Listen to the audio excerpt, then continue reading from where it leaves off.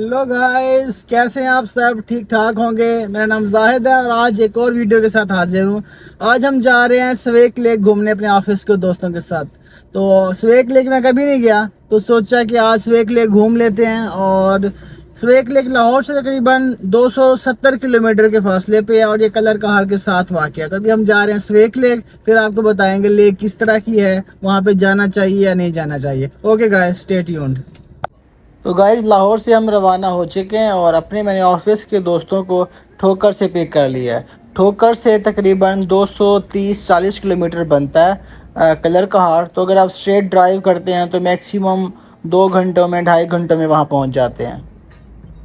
अब कलर कहार just 30 kilometre रह गया है और सामने पहाड़ भी नज़र आना शुरू हो गए हैं। कलर कहार में 3 से 4 लेक्स हैं जो आप विज़िट कर सकते हैं, लेकिन हम सिर्फ अभी खंडोआ झील, जिसको स्वेक लेक कहते हैं, वहाँ पे जा रहे हैं। तो स्वेक लेक बिल्कुल कलर कहार से कोई 7-8 किलोमीटर के फासले पे है। तो जब आप कलर कहार पहुँचते हैं बहुत ज़बरदस्त माउंटेन व्यू स्टार्ट हो जाते हैं, लेकिन यहाँ पे ड्राइव करना बहुत रिस्की है। तो आपने हमेशा ख्याल रखना है, सीट बेल्ट बांधने रखना है और ओवर स्पीडिंग से अवॉइड करना है, क्योंकि यहाँ पे काफ़ी एक्सीडेंट वगैरह हो जाते हैं। तो आपने ये लाजमी ख्याल रखना है कि आप सीट बेल्ट बांधें और अपनी स्पीड को कंट्रोल करें, ताकि ये कि आप सेफ सफ़र कर सकें। आज हम कलर कहार क़यामताम पहुँच चुके हैं और यहाँ से कोई 10 किलोमीटर का फासला रह गया। और अनस, कैसा सफ़र है भाई आपका? बड़ा मज़े का भाई, बड़ा मज़ा आया। जिग जैग रोड थे, बड़ा एंजॉय किया। क्या बात है यार, क्या बात। सामने चेक करो कितना ज़बरदस्त व्यू आया पहाड़ का। ये बीजे भाई आ रहे हैं। कलर कहार क़यामताम पे सोचा कि थोड़ा पेट पूजा कर लेते ताकि फिर भूख ना लगे। लगी है भूख और कलर कहार क़यामताम पे रुके हैं, कुछ खाने के लिए ले रहे हैं, हल्का फुल्का खा लेते हैं, फिर आगे निकलते हैं लेक की तरफ। तो अब हम मोटरवे से नीचे उतर चुके हुए हैं और लेक की तरफ जा रहे हैं। लेक का रास्ता पथरीला है, आपने इस रास्ते को मद्देनज़र रखते हुए यहाँ पे जाना है। तो अब हम आलमोस्ट वहाँ पे पहुँच चुके हुए हैं जहाँ हमने गाड़ी को पार्क करना है। अब यहाँ पे हम गाड़ी को पार्क करके फिर अपना साजो सामान निकाल के लेक की तरफ रवाना होंगे। गाइस, हम ये खंडोआ झील, जिसको स्वेक लेक कहते हैं, उसकी पार्किंग में पहुंच चुके हैं और यहाँ से तकरीबन 1 घंटा लगेगा। अब यहाँ से हम हाइकिंग स्टार्ट करने लगे। बॉयज़ रेडी हो रहे हैं, तो इंशाल्लाह फिर लेक जाके आपसे मिलते हैं। हाइकिंग हो चुकी है स्टार्ट और अब हम पार्किंग से रवाना हो चुके हैं स्वेक लेक की तरफ। गाइस, हाइकिंग स्टार्ट हो चुकी है और 4 किलोमीटर का ट्रैक है।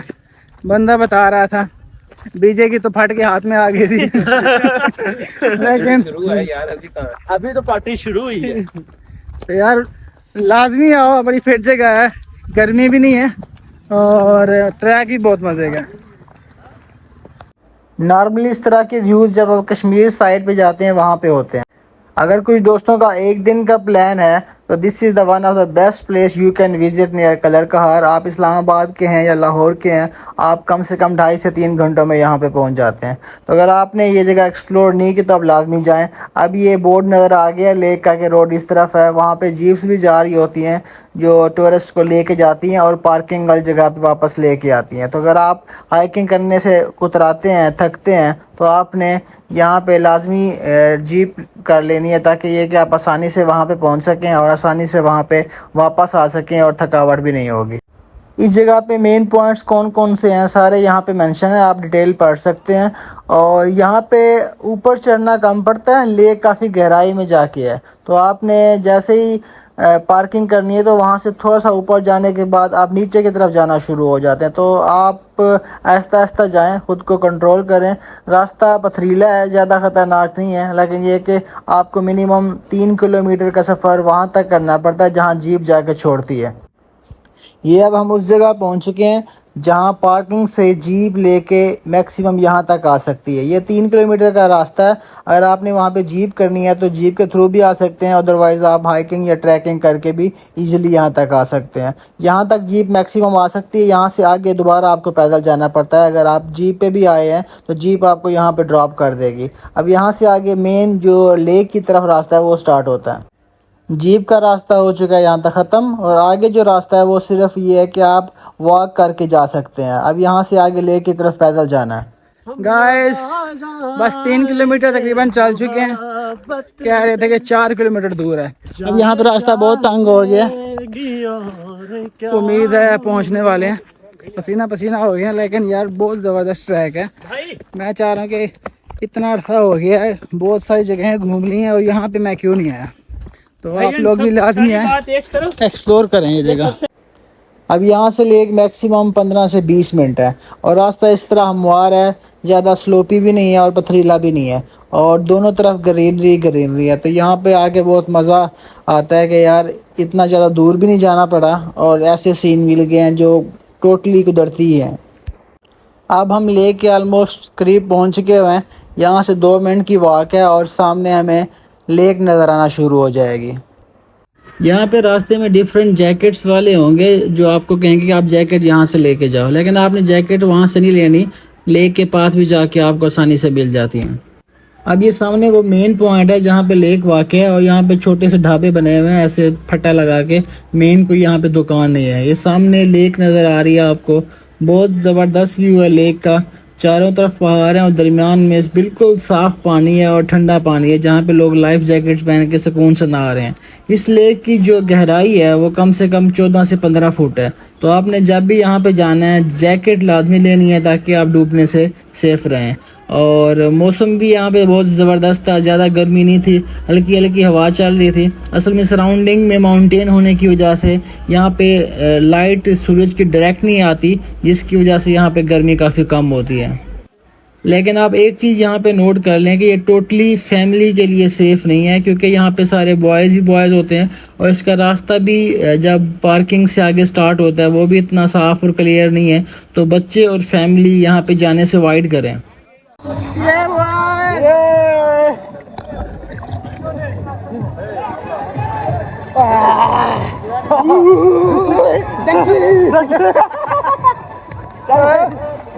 لائف جیکٹس پہن کے ہم بھی پانی کے اندر انٹر ہو چکے ہوئے ہیں. بہت مزہ آ رہا ہے. 3-4 گھنٹے کی سفر کرنے کے بعد جب بندہ یہاں پہ پہنچتا ہے تو بندے کی ساری تھکاوٹ ہو جاتی ہے, بالکل بندہ فریش فیل کر رہا ہوتا ہے. اور آپ اندازہ کریں کہ یہ جگہ کلر کہاڑ سے میکسیمم 20-25 منٹ کے فاصلے پہ یا 30 منٹ کے فاصلے پہ ہوگی. اور یہاں پہ جا کے یار بس بندہ کہتا ہے کہ بھائی انجوائے کرتے رہیں. اور ہم 2-3 گھنٹے وہاں پہ نہاتے رہے ہیں اور موبائل کا وہاں سے آپ کو کور مل جاتا ہے جس کے اندر موبائل واٹر پیک ہو جاتا ہے. تو آپ موبائل بھی اپنے ساتھ لے کے جا سکتے ہیں, کیونکہ آپ کو پتہ ہے کہ بندہ اتنی اچھی جگہ پہ جائے اور فوٹوز اور ویڈیوز نہ بنا سکے تو کوئی فائدہ نہیں ہے. تو ہم نے بھی ساری میموریز کیپچر کی تاکہ یہ کہ بندہ بعد میں سکون سے دیکھے, انجوائے کرے کہ یار میں بھی اس جگہ پہ گیا تھا. تو آپ بھی جب بھی اس جگہ پہ جائیں تو یہ بات لازمی مائنڈ میں رکھیں کہ وہاں پہ کھانے پینے کی کوئی دکانیں نہیں ہیں. ایک آدھ دکان تھی جہاں پہ پکوڑے وغیرہ مل رہے تھے, تو وہاں بہت مہنگائی تھی. تو آپ نے یہ مائنڈ میں رکھنا ہے کہ جب بھی اس جگہ پہ جانا ہو تو آپ گھر سے کچھ بنا کے لائیں تاکہ وہاں پہ سکون سے بیٹھ کے ہائیجینک فوڈ کھائیں, کیونکہ آپ کو پتہ ہے کہ جو وہاں پہ بنا رہے ہوں گے کیسی کوالٹی ہوگی آپ اندازہ نہیں کر سکتے. تو الٹا یہ کہ آپ انجوائے کرنے کی بجائے جب گھر واپس آئیں گے تو آپ کی طبیعت خراب ہو چکی ہوگی. یار یہاں پہ پانی بہت زیادہ ٹھنڈا ہے اور اتنا مزہ آ رہا ہے کہ میں الفاظ میں بیان نہیں کر سکتا. آپ میرے ایکسپریشن چیک کر سکتے ہیں کہ میں کتنا انجوائے کر رہا ہوں, اور لائف جیکٹ نے تو یہاں پہ مزہ ہی دوبالا کر دیا ہے. اور آپ چیک کریں کتنا قدرتی سین ہے یار, میں سوچ نہیں سکتا کہ اتنے پاس 3 گھنٹے کے فاصلے پہ لاہور سے اتنی زبردست اور پیاری جگہ واقع ہے جہاں پہ بندہ ایک دن کا ٹرپ آسانی سے کر سکتا ہے. ابھی تو تھوڑا سا کم پانی آ رہا تھا پہاڑ سے, یہاں پہ پہاڑ سے پانی گر رہا ہوتا ہے اور ڈائریکٹ لیک کے اندر آ رہا ہوتا ہے, جس کی وجہ سے کہہ لو کہ پانی فریش ہوتا ہے. وہاں پہ زیادہ سٹورڈ واٹر نہیں ہوتا.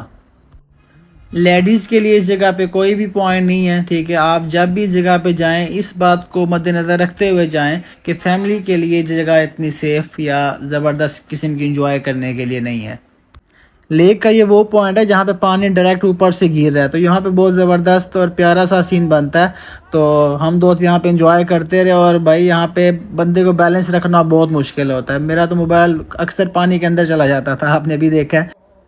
ہم نے یہاں پہ 2 گھنٹے گزارے ہیں اور بس 2 گھنٹے پانی کے اندر ہی رہے ہیں اور انجوائے کرتے رہے ہیں. تو لاہور سے تقریباً بندہ یہاں پہ 3.5 سے 4 گھنٹے میں آسانی سے پہنچ جاتا ہے.